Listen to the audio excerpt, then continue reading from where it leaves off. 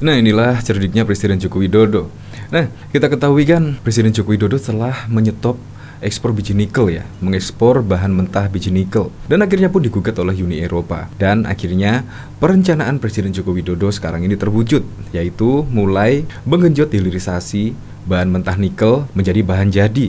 Dan alhasil, yaitu sekarang ini dari yang dulunya dari ekspor nikel yang hanya 17 triliun, sekarang ini naik menjadi 450 triliun. Bayangkan naik berapa kali lipat itu ya. Dan bahkan besok pada bulan Juni, Indonesia juga akan menyetop bauksit. Itu padahal 90% ekspor bahan mentah bauksit itu ke Tiongkok loh. 90% ke Tiongkok. Bayangkan, nanti apakah Indonesia akan digugat oleh Tiongkok? Kita tunggu saja besok ya. Ini merupakan langkah cerdas yang dilakukan oleh Presiden Joko Widodo, yaitu untuk menambah nilai di Indonesia dan juga untuk menambah lapangan pekerjaan. Bahkan di sini Presiden Joko Widodo, lapangan kerja ketika bahan-bahan mentah tersebut disetop, maka akan menciptakan lapangan kerja sebanyak 10,5 juta dan produk domestik bruto RI akan melompat menjadi 11.000 triliun. Bayangkan, Indonesia akan menjadi negara maju besok. Dari sini, yaitu Jokowi mengungkapkan masih ada banyak usaha saat Organisasi Perdagangan Dunia World Trade Organization memenangkan gugatan Uni Eropa soal keputusan Indonesia menyetop ekspor biji nikel tahun 2020 yang lalu. Indonesia kemudian mengajukan banding atas keputusan tersebut. Ya banding, nggak tahu kalau nanti banding lagi kalah. Apakah ada banding lagi setelah kesempatan? Ya banding lagi. Tapi apa dampaknya? Dari situlah, inilah kecerdikan dari Presiden Joko Widodo. Inilah kecerdasan dari Presiden Joko Widodo yang tidak dimiliki oleh presiden terdahulunya. Saat kita banding, digugat, banding itu kan selama Indonesia menyetop biji nikel kan mulai tahun 2020 ya. Ini kalau kita banding lagi ya, kemungkinan 5 tahun berjalan dan industri kita sudah siap. Kalau dibuka industri kita sudah siap, tutur Jokowi. Nah, hilirisasi pun sudah siap. Tak berhenti sampai di situ saja, Jokowi juga akan menyetop ekspor bauksit pada Juni 2023. Ia menyadari keputusan menyetop ekspor ini membuat Indonesia bisa dimusuhi negara lain. Saat ini 90% biji bauksit diekspor ke Cina. Nah, ini yang membuat narasi Indonesia antek Cina dan macam-macam ini dibuktikan oleh Presiden Joko Widodo pada bulan Juni 2023, yaitu akan menyetop ekspor bauksit yang 90% biji bauksit itu diekspor ke Cina. Ia pun tidak tahu langkah yang akan diambil Cina setelah Indonesia menyetop ekspor bauksit. Kita akan stop lagi bulan Juni bauksit stop. Padahal hati-hati, 90% ekspor barang mentah bauksit kita itu ke Tiongkok. Enggak tahu dia Cina nanti digugat kita atau enggak, ucapnya. Jokowi meyakini keputusan ini membawa dampak yang begitu besar saat pemerintah menyetop ekspor nikel contohnya. Nilai ekspor Indonesia naik menjadi 450 triliun dari yang dulunya hanya 17 triliun dan menciptakan lapangan kerja sebanyak 10,5 juta dan produk domestik bruto PDB RI akan meningkat 11.000 triliun. Sementara itu, jika ekspor bahan mentah dilakukan, yang dapat keuntungan dan menciptakan lapangan kerja adalah negara lain. Iya, makanya lah Indonesia itu kaya sekali akan sumber alamnya. Bahkan tidak salah lah Presiden Joko Widodo selalu dicintai oleh masyarakatnya. Ya karena apa? Karena usaha Presiden Joko Widodo yang seperti inilah yang diharapkan oleh masyarakat Indonesia. Walaupun hutang menumpuk, seperti yang dikritik oleh Dr. Tifa ini, dia juga tidak habis pikir ya. Utang negara melambung drastis, Dr. Tifa tak habis pikir kenapa pemuja Jokowi masih banyak. Nah, termasuk inilah alasannya. Karena Indonesia di bawah kepemimpinan Presiden Joko Widodo untuk beberapa tahun ke depan akan menjadi negara maju. Karena telah berani menyetop ekspor biji nikel, menyetop bauksit yang jika dikelola oleh Indonesia sendiri akan mendapatkan manfaat bagi masyarakat Indonesia, akan mendapatkan manfaat nilai tambah yang tidak main-main. Jadi, walaupun utang menumpuk, Indonesia di bawah kepemimpinan Presiden Joko Widodo bisa menjadi negara yang berdaulat. Ya, seperti contohnya Freeport. Sudah 2018 yang lalu sudah diambil mayoritas sahamnya untuk Indonesia, yaitu sebesar 51%. Nah, itulah kerja konkret dari Presiden Joko Widodo. Jadi, masyarakat Indonesia sudah cerdas lah, yaitu pemimpin ini bisa kerja apa tidak. Untuk lebih lengkapnya, simak berita berikut ini, Good News Indonesia. Indonesia saat ini sedang menghadapi perang. Dalam hal ini, perang gugatan oleh Uni Eropa di Organisasi Perdagangan Dunia World Trade Organization (WTO) atas kebijakan melarang ekspor biji nikel ke luar negeri. Indonesia sejatinya sudah dinyatakan kalah dalam gugatan WTO pada tanggal Oktober 2022. Namun, Presiden Republik Indonesia Joko Widodo menegaskan bahwa pihaknya tidak akan mundur melawan Uni Eropa ke WTO. Dan tahun kemarin atas gugatan itu kita kalah. Kalah jangan mundur. Kalau kita kalah, kemudian kita ragu dan berbelok lagi ekspor bahan mentah. Sampai kapanpun, negara ini tidak akan jadi negara maju. Terang Presiden Jokowi dalam pembukaan workshop Nasional Partai Amanat Nasional (PAN) pada Minggu 26 Februari 2023. Dari keberanian Jokowi melawan gugatan Uni Eropa di WTO, ternyata terungkap satu fakta, bahwa Indonesia setidaknya mengulur waktu supaya pengembangan hilirisasi di dalam negeri bisa berjalan. Sehingga, jika Indonesia memang benar-benar kalah di WTO dan kegiatan ekspor mentah dibuka lagi, hilirisasi di dalam negeri sudah siap. Usaha kita sekarang ya banding. Nggak tahu kalau banding nanti kalah apakah ada banding lagi. Diberi kesempatan ya banding lagi. Tapi apa dampaknya?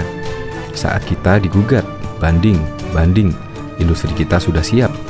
Kalau dibuka ekspor mentah, industri kita sudah siap. Nikel kita sudah siap sekarang ini, ucap Presiden Joko Widodo.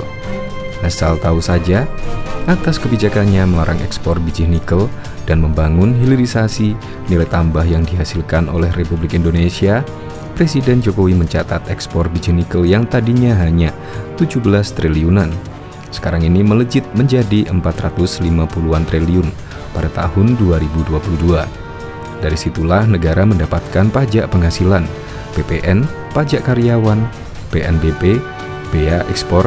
Kalau ikut di perusahaan seperti di Freeport, kita dapat dividen, dapat royalti.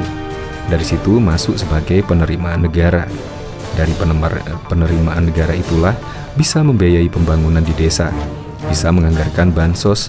Jadi alurnya seperti itu, tendas Jokowi. Presiden Joko Widodo pada Juni 2023 kembali akan menyetop biji bauksit ke luar negeri. Hal ini tentunya akan merugikan pihak Cina lantaran dalam catatan Presiden Jokowi, 90% biji bauksit Indonesia dinikmati oleh Cina. Padahal hati-hati, 90% ekspor bahan mentah bauksit kita ke Tiongkok Cina. Gak tahu dia gugat kita ke WTO atau enggak. Kalau digugat nikel, digugat Uni Eropa, bauksit digugat Tiongkok karena 90%. Bahkan juga diketahui Asosiasi Petani Kelapa Sawit Indonesia atau APKasindo mendukung rencana pemerintah untuk menggugat Uni Eropa ke World Trade Organization terkait dengan sawit. Ketua Umum DPP APKasindo, Gulat Manurung mengatakan, langkah tersebut harus diambil oleh Presiden Joko Widodo lantaran berdampak terhadap pendapatan negara. Gulat juga menyebut petani sawit akan menggugat jika pemerintah tak menggugat Uni Eropa. Kalau pemerintah nggak gugat, kami yang akan gugat petani sawit, ujar Gulat kepada awak media di Jakarta Barat pada Senin 27 Februari 2023. Agar bisa memenangkan gugatan di WTO, Gulat meminta pemerintah untuk tidak banyak berkunjung ke lapangan untuk melihat efek yang ditimbulkan dari sawit, baik secara ekonomi, sosial, dan juga lingkungan. Menunjukkan realitas di lapangan bagaimana. Makanya perbanyak itu kunjungan ke lapangan. Lihat betapa efektifnya 3 dimensi ekonomi, sosial, dan lingkungan dari sawit ini, ujarnya. Selain itu, para petani sawit optimistis dapat memenangkan gugatan tersebut. Pasalnya, tindakan tersebut merupakan bentuk Indonesia dalam melindungi komoditas strategisnya. Ditemui terpisah, Direktur Jenderal Perkebunan Kementan Andi Nur Alamsyah mengungkapkan pemerintah tengah menyusun rencana gugatan tersebut. Sekarang, isu ketelusuran sedang kita bicarakan. Kita lagi membangun big data perkebunan, blockchain, sehingga hambatan-hambatan ekspor kita bisa tertangani. Doakan saja, ucapnya. Perlu diketahui, pemerintah berencana untuk menggugat Uni Eropa ke WTO terkait perdagangan sawit. Gugatan tersebut rencananya akan dilakukan 2 bulan mendatang. Deputi Bidang Investasi dan Pertambangan Kemenko Bidang Kemaritiman dan Investasi Kemenko Marves Septian Haryoseto menyampaikan, selain baja, pemerintah akan melayangkan gugatan yang berkaitan dengan perdagangan sawit. Di sektor sawit juga kita memasukkan gugatan. Jadi ada 2 gugatan baru ke Uni Eropa juga. Dan ini harus trade, kita harus ditingkatkan. Untuk sawit mungkin 2 bulan lagi kita submit, kata Seto dalam Energy dan Mining Outlook 2023 di Jakarta, seperti dikutip pada 27 Februari 2023. Presiden Joko Widodo meminta para menterinya jangan melangkah mundur jika keputusan Indonesia menyetop ekspor bahan mentah seperti biji nikel digugat oleh negara-negara di dunia. Sebab keputusan itu sudah sangat tepat jika pemerintah tidak berani mengambil keputusan tersebut, kata Jokowi. Indonesia tidak akan pernah maju, negara lain yang akan mengambil untung lebih tinggi ketimbang Indonesia. Kalah jangan mundur. Kalau kita kalah, kemudian kita ragu dan berbelok lagi ekspor bahan mentah. Sampai kapanpun, negara ini tidak akan menjadi negara maju, ujar Jokowi dalam Rakornas pemenangan pemilu PAN di Semarang, Jawa Tengah pada Minggu 26 Februari 2023. Itu selalu saya ulang-ulang kepada menteri. Iya, kita kalah saat gugatan nikel dimenangi oleh Uni Eropa, tapi terus maju, Ibu Jokowi. Jokowi mengungkapkan, masih ada banyak usaha saat Organisasi Perdagangan Dunia World Trade Organization WTO memenangkan gugatan Uni Eropa soal keputusan Indonesia menyetop ekspor biji nikel sejak 2020. Indonesia kemudian mengajukan banding atas keputusan tersebut. Ya banding, nggak tahu kalau nanti banding kalah lagi. Apakah ada banding lagi? Diberi kesempatan, ya banding lagi. Tapi apa dampaknya? Saat kita banding, digugat, banding, industri kita sudah siap. Kalau dibuka, industri kita sudah siap, tutur Jokowi. Tak terhenti sampai di situ saja. Jokowi juga akan menyetop ekspor bauksit pada Juni 2023. Ia menyadari keputusan menyetop ekspor ini membuat Indonesia bisa dimusuhi negara lain. Saat ini, 90% biji bauksit diekspor ke Cina.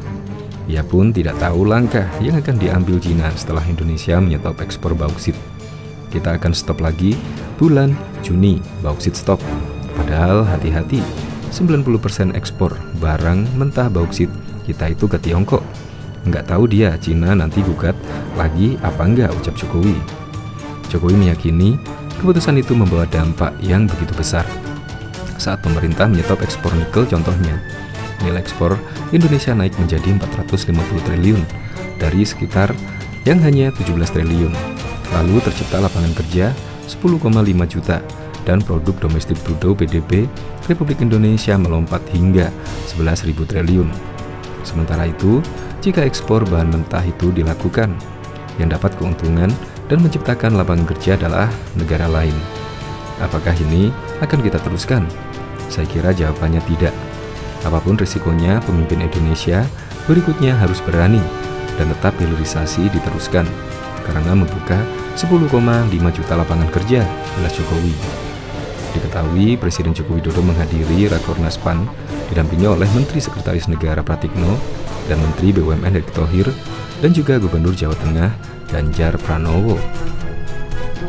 Bahkan juga diketahui belum lama ini ekonom senior Institute for Development of Economic and Finance Didik Rahbini menyebut utang pemerintah pusat pada masa Presiden Joko Widodo mengalami lonjakan hingga 189% sejak 2014 sampai November 2022 ini.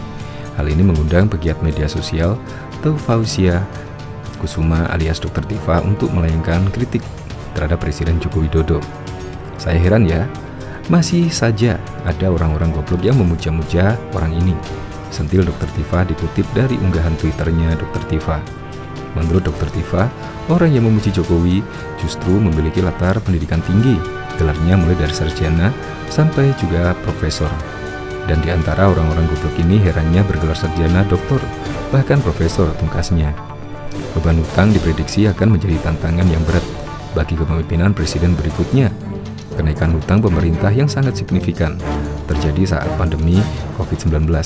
Penumpukan itu ini pun diyakini akan mengkhawatirkan bagi keberlanjutan APBN ke depan.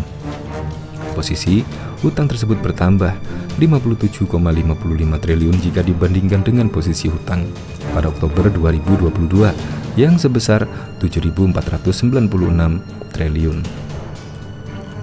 Bahkan juga diketahui isu ijazah palsu milik orang nomor 1 di Indonesia itu telah masuk dalam Pengadilan Negeri PN Jakarta Pusat. Dr. Tifa yang disebut-sebut menyandang gelar Doktor Filsafat dari Sekolah Tinggi Filsafat Triyakara kini telah dipatahkan, dan malah gelar Dr. Tifa lah yang tidak diakui oleh kampus. STF Triyakara membantah Dr. Tifa lulusan program S3 dari universitas yang beralamat di Rawasari, Jakarta Timur itu. Bantahan itu juga disebarkan oleh Ketua Ikatan Alumni STF Triyakara sekaligus staf khusus Menteri Keuangan Justinus Prastowo lewat akun Twitternya. Saudari Dr. Tifa bukan lulusan program Doktor STF Triyakara sebagaimana diberitakan beberapa media, kata Prastowo melalui cuitannya di Twitter yang dikutip pada Monitor Indonesia pada Rabu 12 Oktober 2022 yang lalu. Prastowo menegaskan perempuan yang bernama asli Tifausia itu tak pernah mendapatkan gelar dokter di STF Triyakara. Dia hanya, kata Prastowo, pernah ikut program matrikulasi. Yang bersangkutan pernah ikut program matrikulasi dan tidak selesai, thanks jelasnya. Dr. Tifa memang sepekan ini rajin memposting narasi yang berisi meragukan keaslian ijazah Jokowi. Ia bahkan membeberkan bukti bahwa Jokowi bukan lulusan UGM. Bahkan ia sampai membandingkan tata letak wajah foto wisuda Jokowi dengan wajahnya sekarang. Usai FTF mengumumkan bahwa Dr. Tifa bukan mahasiswa doktoral, netizen pun menyerbu balik menyerang Dr. Tifa. Ternyata orang yang suka menuduh ijazah palsu Presiden pilihan rakyat NKRI Jokowi itu sah. Alumni Kehutanan UGM, dia sendiri yang pemalsu. Tidak pernah doktor, ngaku doktor karena pemalas. Kasihan para dokter se-Indonesia yang baik dan jujur menjadi buruk akibat kelakuan nenek Tifa pemalsu ini, cerita Ayang Utriza. Busuknya kadrun Dr. Tifa satu persatu terbuka. Siapa yang menghina pemimpinnya, maka Allah akan menghinakan orang tersebut. Dan ini terbukti lagi. Sekarang kita tinggal tunggu Polri dan UGM apakah cuma diam dengan hoax-hoax yang Tifa sebarkan. Khusus untuk UGM, harga diri kalian di mana? Cuit Kusnu Khotimah. Sebelumnya Rektor Universitas Gadjah Mada, Profesor Ova Emilia, menyatakan bahwa ijazah Presiden Joko Widodo sebagai lulusan Fakultas Kehutanan UGM adalah asli atas data dan informasi yang kami miliki dan terkomunikasikan dengan baik. Kami meyakini mengenai ijazah sarjana S1 PR Joko Widodo dan yang bersangkutan memang lulusan Fakultas Kehutanan Universitas Gadjah Mada, ujar Ova Emilia saat konferensi pers di kampus UGM Kabupaten Sleman DIY yang lalu. Presiden Jokowi tercatat sebagai alumni prodi S1 di Fakultas Kehutanan Universitas Gadjah Mada angkatan tahun 1980. Dinyatakan lulus UGM tahun 1985 sesuai ketentuan dan bukti kelulusan berdasarkan dokumen yang kami miliki, terang Ova. Namun demikian, Direktur Eksekutif Komisi Pemantau dan Pemberdayaan Parlemen Indonesia, Tomo Pasaribu, menyayangkan rektor dan petinggi Universitas Gadjah Mada melakukan konferensi pers tentang isu ijazah palsu Joko Widodo yang tidak sekaligus menunjukkan bukti-bukti nyata kepada publik.